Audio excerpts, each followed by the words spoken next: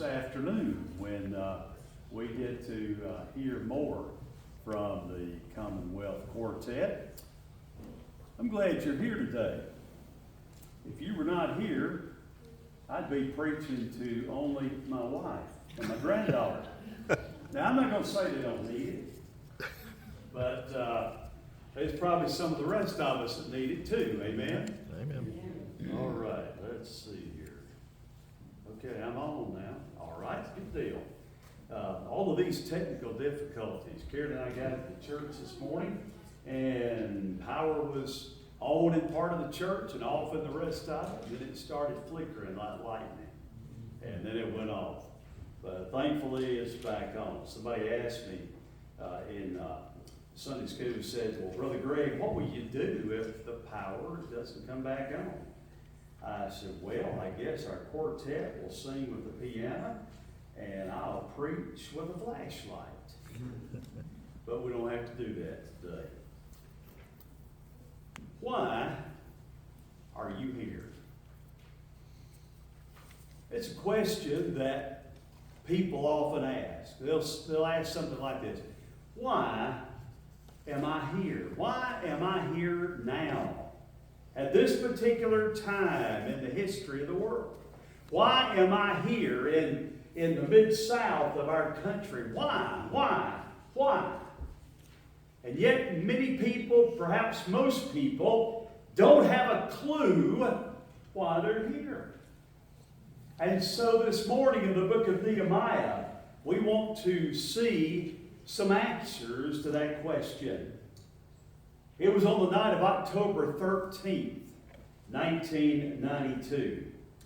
Three men, the Vice President of the United States, Dan Quayle, the candidate for Vice President, Al Gore, and Ross Perot's running mate by the name of General Truman Stockdale. And they were having the one and only vice presidential debate of that election season. And as they began the debate, the moderator asked the question to General Stockdale. And the question was, tell us a little bit about your beliefs, your philosophy of government. And that man looked into the camera, and whether it was a joke or not, it came out. He said, why am I here? Why am I here tonight? Well, that became the butt of jokes in times to come. And of course, he and Ross Perot did not win the election.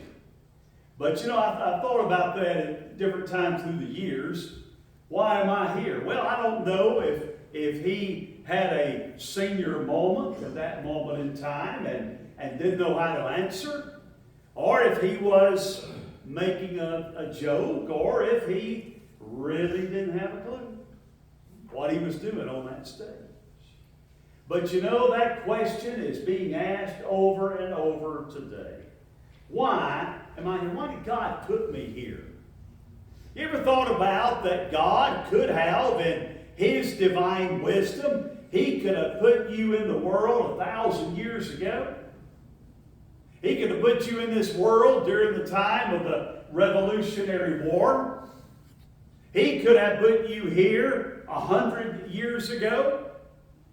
Or He could have waited and put you here sometime in the future. But why now? Why here? And what for? In the book of Nehemiah, chapter 4, we read these words beginning in the 19th verse.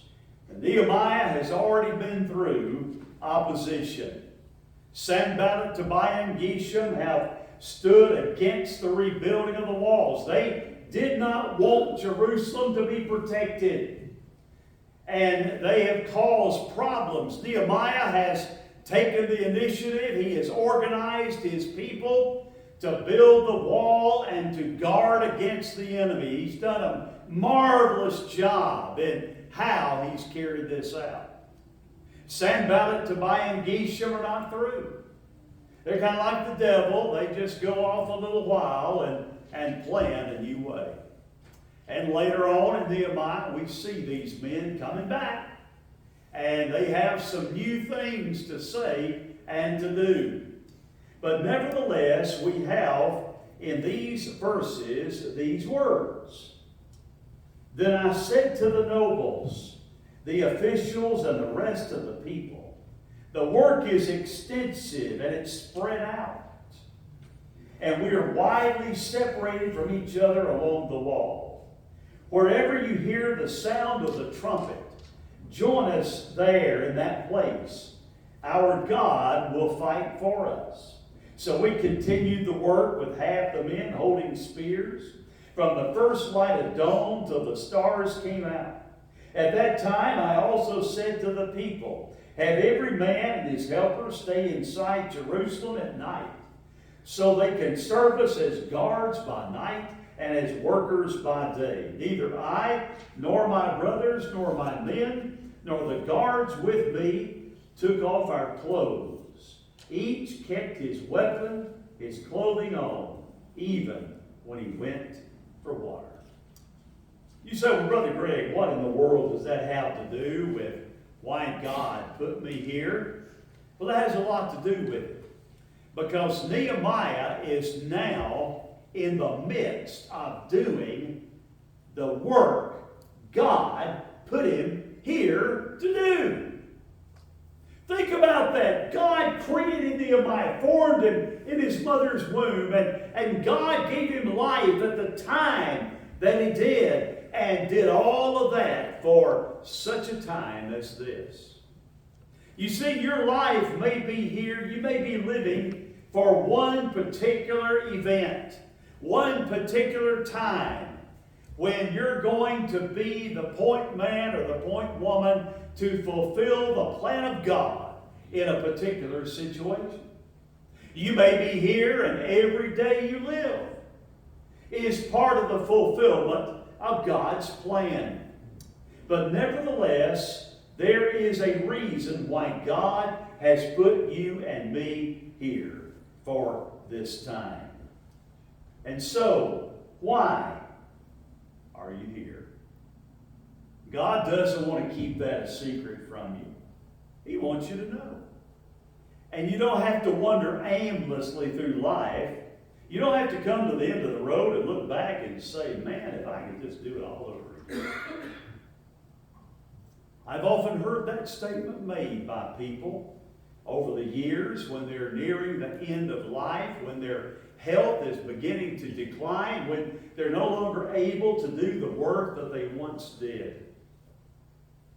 And I've heard that over and over. Man, if I could only. If I could only go back, if I could only do this, if I could only change that. Well, friend, let me tell you, you don't have to end that way. Nobody's perfect. Nobody gets it all right. Nobody is going to succeed in everything that you try to do. But I can assure you of this, you and I can come to the end of life's way, and we can look back and say, well done. Don't you want to be able to do that? Don't you want to be able to close your eyes and the last breath you take and be able to go into the presence of the Lord in the assurance that you did what God wanted you to do in this life? And that even the mistakes, even the failures, even the times when you may have gotten outside of God's will, that you always were brought back to what God's plan was. So let's notice some things about it. You see, all of us are here to honor and glorify the Lord. That's it. That's the bottom line. You're here, I'm here to honor and glorify God. Now, if you keep that in your mind every single day and seek the Lord's direction in every situation, you're going to find at the end of the way that you have done what God created you to do. And it all revolves around Him. Doesn't revolve around me, doesn't revolve around you. Doesn't revolve around your family, doesn't revolve around your work. It all revolves around God. I'm here to please God. You know, being a preacher and serving God in different churches over the years, I had, early on in my ministry, I had to do this and have to reaffirm it from time to time in my own heart. And that is this. I have to decide, and early on I had to make a decision. Am I going to spend my life and ministry seeking to please God, or am I going to spend my life and ministry trying to please certain people?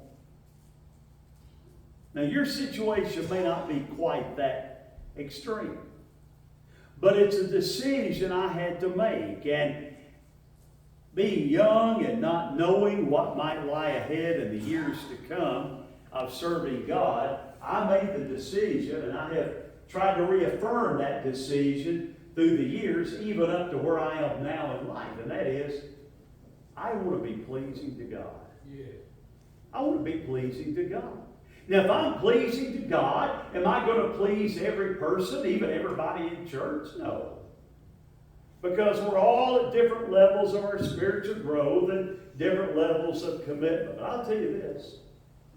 It's not going to be people who will someday give me the reward for serving God faithfully. It'll be Jesus himself. Right. And so my decision has been, and I pray it will be to the end of my life, that what I do, I want to please God. And if you and I please God, then we have done what God put us here to do. Whether it be in a career, whether it be in a profession, whether it be in an occupation, whether it be in a work that has great influence over many people, whether it be working, digging a ditch, or whatever it may be, it'll all revolve around pleasing God. You see, God has the personnel to please him, the people in his work. You see, in verse 19, we see that Nehemiah spoke to the nobles. He spoke to the officials, the government leaders in Jerusalem. But then, what did he do? He spoke to the rest of the people. His message was not to just one group. His message was not to a particular category. He had a word from God to give to every single person. And so, there's the personnel that God sets apart. You know, some people, God places them here for spiritual leadership. Now, Nehemiah had spent all of his adult life in the court of the king of Persia, Artaxerxes. He was the cupbearer. That meant very simply that he had to test all the food and drink. And if he fell over dead, then the king knew, I better not eat that.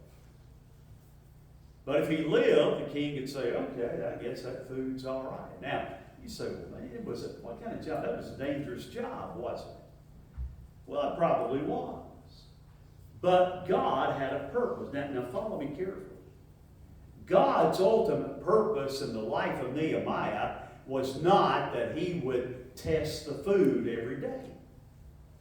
The ultimate purpose was that God would someday send him back to his home city of Jerusalem. And he would lead in the rebuilding of those walls of protection around that city.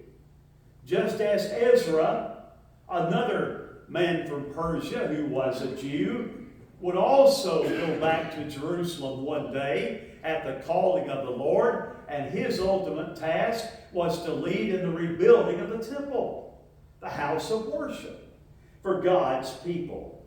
So God has his personnel. God calls some men to spiritual leadership. He calls some to preach. He calls some to shepherd the flock.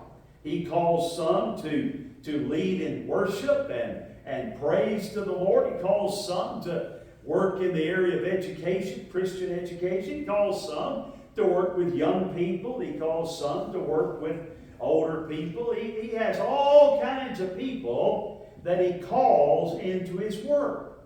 but there are spiritual leaders. And if God has called you to spiritual leadership, my friend, then you need to do it for Him. For Him. Not for you, not for what you might get out of it, but for Him. And so all of us, some of us are called to spiritual leadership, but I tell you, all of us are called to serious fellowship.